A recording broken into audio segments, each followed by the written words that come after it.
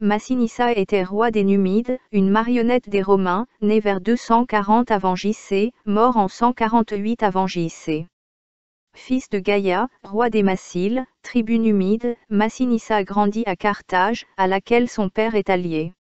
Il combat ainsi aux côtés des Carthaginois contre les Romains en Espagne de 211 à 206. Lorsque Scipion vince les Carthaginois à la bataille d'Ilipa, aujourd'hui Alcalá del Río, près de Séville, en 206, Massinissa se range cependant de son côté et lui promet de l'aider à envahir Carthage. Son père étant mort dans l'intermède, les Romains soutiennent ses prétentions au trône numide contre Syphax, le roi des Masaréciles, allié des Carthaginois. Les Carthaginois comme les Phéniciens étaient des Palestiniens, donc des Arabes mais mélangés aux Grecs et aux Perses et des peuples nordiques africains, soit ils étaient de type arabe ou de type nordique, de grands blonds et parfois des géants comme Goliath. Il semble donc que si sa représentation est exacte que Massinissa ressemblait à Alexandre le Grand et donc était probablement d'origine grecque. Ce dernier parvient à écarter Massinissa du pouvoir jusqu'à ce que Scipion envahisse l'Afrique en 204. Massinissa rejoint alors l'armée romaine lors de la bataille des Grandes Plaines, qui se solde par une défaite carthaginoise et la capture de Syphax. Sa cavalerie numide joue un rôle de premier plan dans la victoire de Scipion à Zahame, elle vaut à celui-ci le surnom des « Africains », qui met fin à la deuxième guerre punique en 201 et à la suprématie de Carthage. Après la défaite de Syphax et des Carthaginois, Massinissa devient roi des Massiles ainsi que des Masaréciles.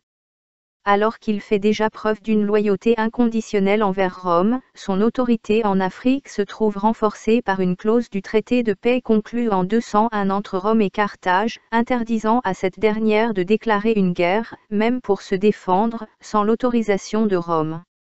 Il peut ainsi empiéter à sa guise sur les territoires carthaginois aussi longtemps qu'il pense que Rome désire voir Carthage affaibli.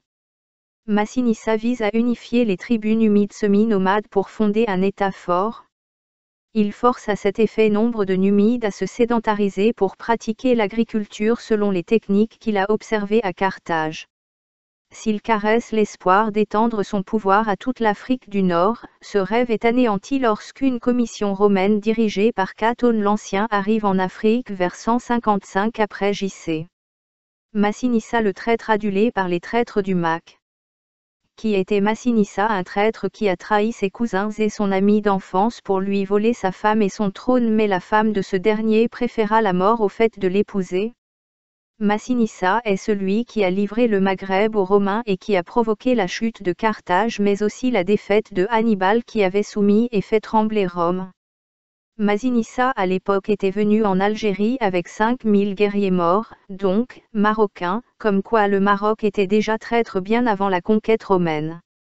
Comment un traître, un esclave de Rome, un violeur, un voleur, un assassin, qui a tué ses frères pour plaire à Rome peut être adulé par le Maroc actuel, et le Mac, mais surtout comment le gouvernement algérien de Bouteflika rend hommage à cette pourriture qui a enfoncé dans la défaite tout le Maghreb depuis 2000 ans. Massinissa était d'une grande laideur, il ne plaisait pas aux femmes et a décidé de trahir sa famille, sa tribu et ses amis croyant ainsi avoir sa revanche sur la nature et sa laideur. Il voulait le pouvoir, l'argent et les femmes mais les femmes le détestaient et aucune femme ne l'a jamais respecté selon les récits des historiens français qui certes aiment mentir. Il est fort possible que ce personnage soit une fiction, mais pourquoi Bouteflika a décidé de transformer un traître, un collaborateur et un vassal du colonialisme et du terrorisme et de la barbarie romaine en un héros et un exemple, une fierté. Il est amusant de constater la ressemblance entre Ferra Méhéni et Massinissa qui lui aussi est soutenu par le Maroc, un pays qui a plus de 2000 ans de trahison et de sabotage du Maghreb, du monde arabe et de l'Afrique.